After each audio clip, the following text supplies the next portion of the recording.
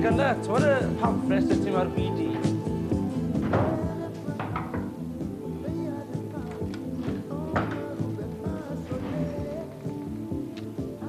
Robert Hugh Davis o Gaerdydd, reading English, history of art, and pamphlets ar sexually transmitted diseases RBD.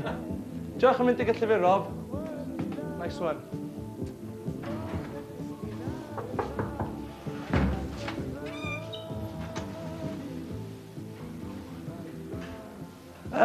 Honorary member y trydydd flwyddyn, sef Richard Penmynydd, drymiwr gyda'r grŵp hynod yn y Siencyn Trefryn, yn dipyn o politician, yn comi, ond yn dosbarth canol, ty beth.